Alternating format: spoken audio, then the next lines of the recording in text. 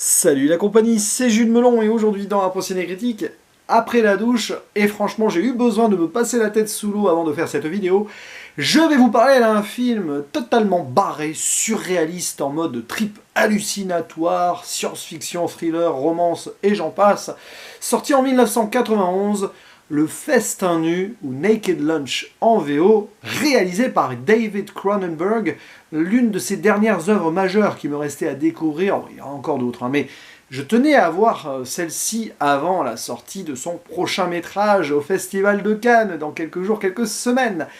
Et il s'agit d'une adaptation d'un roman, jugé inadaptable d'ailleurs, Naked Lunch, c'est son titre, écrit par William S. Burroughs, l'un des fers de lance de la Beat Generation avec Kerouac et d'autres.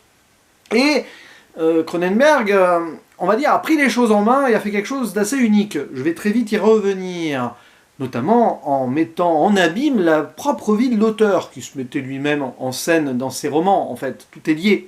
Et au casting, nous retrouvons dans le rôle principal d'un certain Bill, William S. Burroughs, mais sous un autre nom, Peter Weller, qui pour l'occasion avait décliné le rôle principal dans Robocop 3, puisqu'il avait joué dans le premier et dans le deuxième, et je crois qu'il a bien fait. À ses côtés, Julie Davis, Ian Holm, grand acteur qui nous a quittés il n'y a pas si longtemps que cela, Roy Scheider, toujours dire Schreider, mais non, c'est Scheider, évidemment, le héros des Dents de la Mer, qui apparaît pas longtemps, mais c'est quand même un personnage clé. Il y a également Julian Sands, qui personnellement pour moi est un des méchants dans une saison pas forcément la meilleure d'ailleurs de 24 heures chrono. Et Monique Mercure est là aussi une actrice canadienne, québécoise, qui a un rôle aussi spécial. Bref, de toute façon c'est un film qui sort de l'ordinaire, qui raconte, pour faire simple, l'histoire d'un exterminateur de cafards ou autres insectes, qui s'appelle Bill, donc, qui, à un moment, va voir que son épouse, bon, le trompe avec ses potes, ça à la rigueur, pourquoi pas, mais surtout qu'elle vole la poudre jaune servant à désinsectiser, afin de s'en servir comme drogue récréative. Oui, se doper à l'insecticide, pourquoi pas. Et bon, il perd un peu pied quand même, Bill, là-dedans, et il va faire une grosse boulette. Il va tuer sa femme par erreur, en mode Guillaume Tell, lui tirer une balle dans la tête. C'est un peu spécial, je simplifie ici, mais il faut savoir que cet épisode-là est vraiment arrivé à William S. Burroughs, qui était dans un état second, et donc il l'a mis dans... Je ne sais pas si c'est dans le roman de base, ou dans les autres écrits de Burroughs, mais Cronenberg, ici, a fait une allusion à la vraie vie de l'auteur. Et après cela, il va être victime d'hallucinations, Bill, parce qu'il va tomber dans la drogue aussi, je crois que c'est un ancien junkie de toute façon qui replonge, et il va donc voir des sortes de cafards géants, dont un qui va l'engager comme agent spécial, et il va partir dans un pays imaginaire, entre réalité et fiction et hallucination surtout, Interzone, l'interzone, qui est une sorte d'ailleurs de ville en Afrique du Nord, c'est à Tanger, là où a vécu Burroughs après le meurtre accidentel de sa femme, et il y a vécu en mode pluf, voilà, avec quelques substances, et là-bas donc il va imaginer des choses et écrire ces rapports qui vont devenir d'ailleurs plus ou moins le roman Naked Lunch, qui est donc adapté ici, mais écrit en même temps, mis en abîme, etc.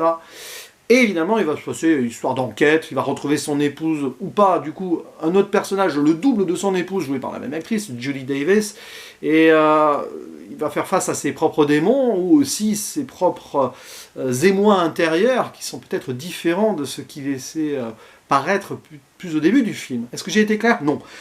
Mais le film ne l'est pas spécialement, d'ailleurs, premier visionnage, donc évidemment, ça ne suffit pas pour analyser l'œuvre correctement, même en impro ciné critique, donc je ne vais pas forcément faire état de tous les degrés de lecture là, mais ce que j'ai apprécié énormément, c'est que malgré la déconstruction totale, c'est un petit peu l'histoire, t'as l'impression que c'est un film qui a été écrit et réalisé sous LSD. Je ne sais pas si David Cronenberg lui-même avait subi certaines substances à l'époque ou avant, mais bon, peu importe.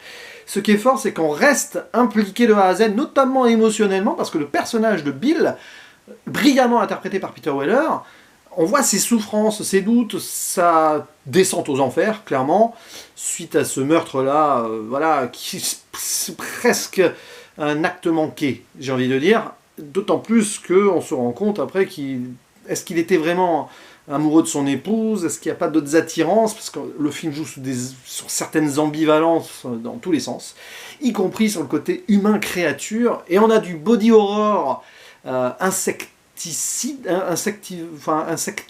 ouais, j'invente des mots, peut-être c'est pas grave, hein. Assez génial, ce body horror-là, parce qu'il y a des effets spéciaux visuels, de création.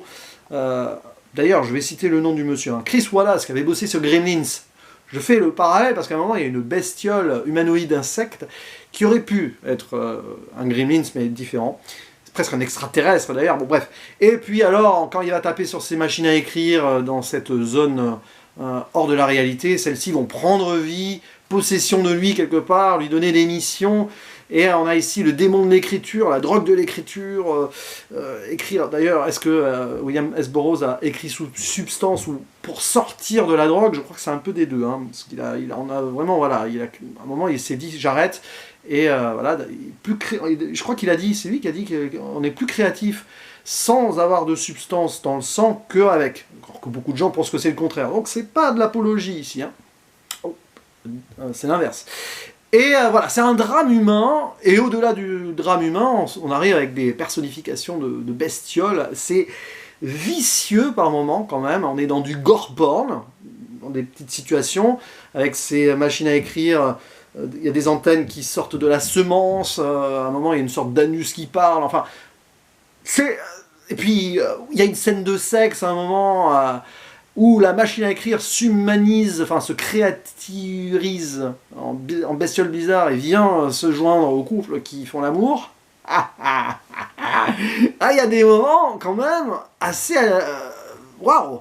Et même si tu regardes ça en étant totalement maître de tes mouvements, sans alcool, sans drogue, sans rien du tout, en ayant bien dormi, je l'ai vu dans des conditions optimales, bah, tu ressors de là bien remué quand même. Oh là là!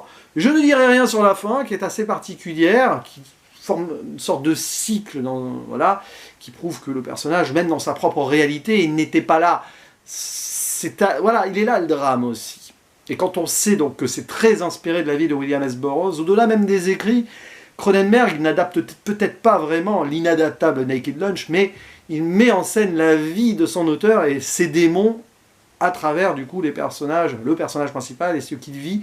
Mais c'est peut-être ce que Burroughs a voulu faire aussi. Donc là, l'hommage, il est palpable, il est génial, et Cronenberg, il a probablement super bien compris le travail de l'écrivain, et ouais, c'est du Cronenberg pur, de toute façon, ce genre de délire. C'est assez fort, quoi.